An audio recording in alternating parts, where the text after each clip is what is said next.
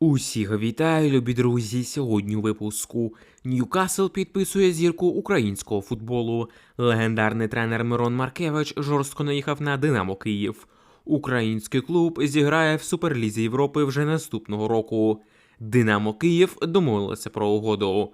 Друзі, ставте лайк цьому відео та поїхали дивитися новий випуск разом.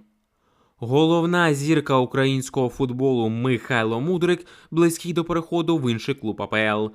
У січневе трансферне вікно Челсі буде готовий відпустити свого українського вінгера Михайла Мудрика в оренду у інший клуб англійської прем'єр-ліги. Повідомляється, що йдеться про варіант із Ньюкаслом, який виявляє серйозну зацікавленість у послугах українця, котрий не має статусу ключового виконавця на Стемфорд-Брідж. Переїзд в оренду до кінця поточного сезону до складу «Сорок», як вважають українці Челсі, може допомогти Мудрику розкрити свій потенціал. Тим паче, що головний тренер Ньюкасла Еді Хау славиться своїм вмінням ефективно працювати із молодими виконавцями. Відзначимо, що в поточному сезоні Мудрик зіграв 7 матчів в АПЛ, але не забивав і не асистував. Ньюкасл Еді Хау – це ідеальний варіант для нашого Мудрика. В Челсі на нього не розраховують. Це видно по останнім матчам, де Михайло, якщо потрапляє в заявку на поєдинок, то не з'являється на полі. Він грає лише в слабкій лігі конференцій, де грає дубль Челсі. А тому, якщо Мудрик хоче розвиватися, то йому безумовно треба покидати Лондон уже цієї зими.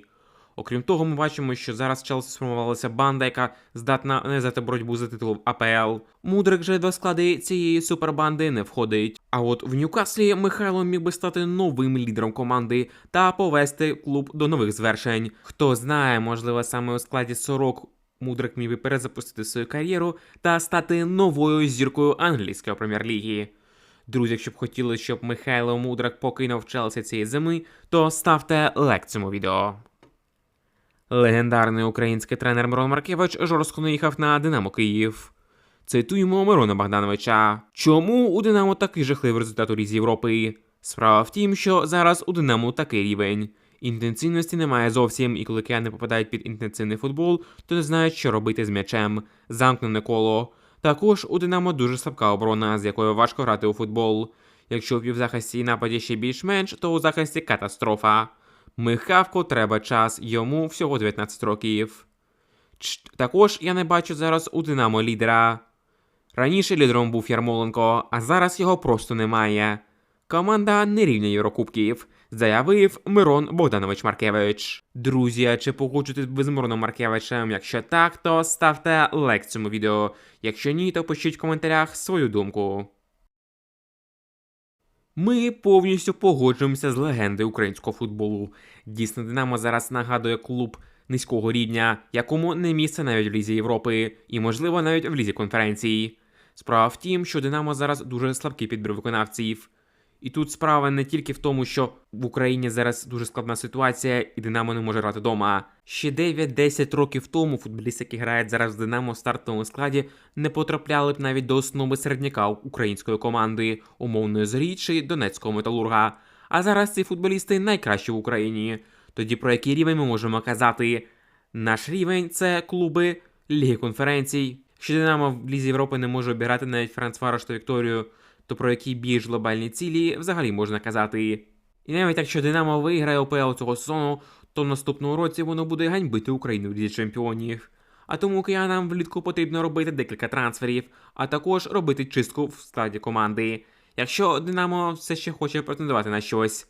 Але навряд чи ми це побачимо під керівництвом президента клуба Ігоря Суркіса. Друзі, які проблеми ви бачите в Динамо Київ, пишіть в коментарях під цим відео. Гравця збірної України переводять в дубль. Як стало відомо Sport.ua, Олександрія може відсторонити Івана Калюжного від роботи з першою командою, якщо він не підпише новий контракт. Керівництво клубу висунуло ультиматум гравцю та його агенту, який набере силу 1 січня 2025 року. Якщо Калюжний відмовиться від нового контракту, то буде працювати із молодіжною командою. Відзначимо, що контракт Калюжного з Олександрією чинить до літа 2025 року. Клуб пропонував гравцю покращену угоду, але Калюжний та його агент відхилили пропозицію. За інформацією видання, Олександрія не проти зимою продати Івана до іншої команди. Клуб із Кіровоградщини готовий відпустити гравця за 400 тисяч євро. Відзначимо, що в цьому сезоні Калюжний провів 14 матчів УПЛ, у яких забив 1 гол. Також на рахунку Івана 4 матчі за національну збірну України. Іван Калюжний на даний момент це один з найкращих гравців УПЛ і точно найкращий гравець в Олександрії. Тому не зрозуміло, навіщо Олександрії стріляти собі в ногу та просто відправляти провідного гравця в дубль. Можливо, Калюжний не продовжить угоду з Олександрією, але якщо команда хоче поборотися за титул УПЛ, то повинна залишити свого лідера на весняну частину сезону. Без Калюжного Олександрія 100% посипеться та займе максимум 4-5 місце. Цей гравець є системоутворюючим футболістом у схемі гри Руслана Ротаня. А тому будемо сподіватися, що розум візьме своє, та Олександрія залишить футболіста в основній команді. А вже наступного року Іван перейде до топового клубу. Можливо, в Динамо чи Шахтар, а можливо, взагалі поїде за кордон.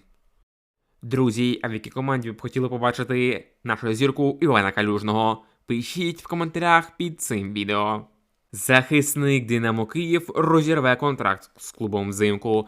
Центральний захисник Форталези Брайан Цебальос, який виступає на правах оренди за Динамо, взимку розірве контракт з командою, повідомляє журналіст Піппе С'єра. За даними джерела, 23-річний колумбієць розірве контракт з Динамо та повернеться до Форталези. Також ним цікавляться клуби МЛС. Відзначимо, що Брайан приєднався до Динамо у червні цього року. У поточному сезоні він заграв 4 матчі, забив 1 гол, але так і не зумів закріпитися в основі Динамо. Цебальос – це непоганий футболіст. Якби не його травми, то він міг би бути гравцем основи Динамо та допомогти клубу у Лізі Європи показувати кращі результати. Але, на жаль, Брайан не став для Динамо справжнім старком та не зумів побороти свої хвороби. А тому цілком логічно, що Сашо і компанія вирішили відмовитися від цього футболіста. Втім, це не відміняє того факту, що Динамо продовжуються проблеми в центральній ланці оборони.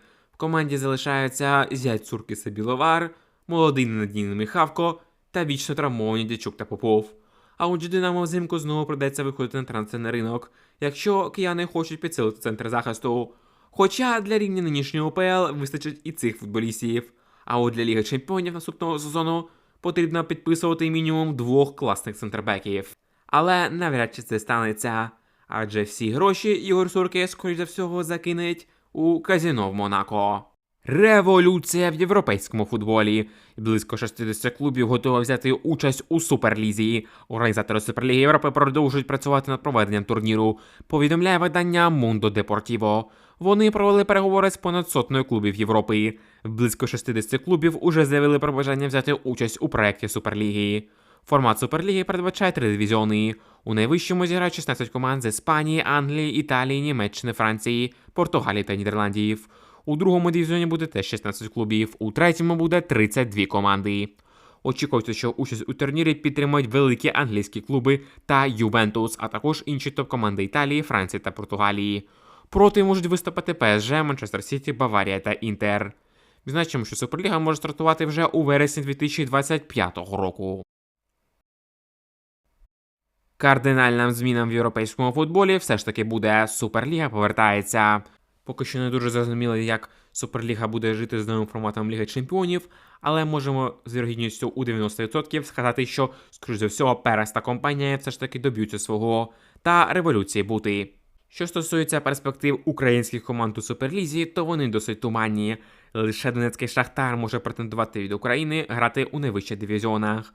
Справа в тому, що в найвищому дивізіоні Суперліги буде передбачено квоту лише для топових країн. Україна у цей список не входить, а тому, скоріш за всього, наша команда зможе стартувати лише з 2-го або навіть з 3-го дивізіону.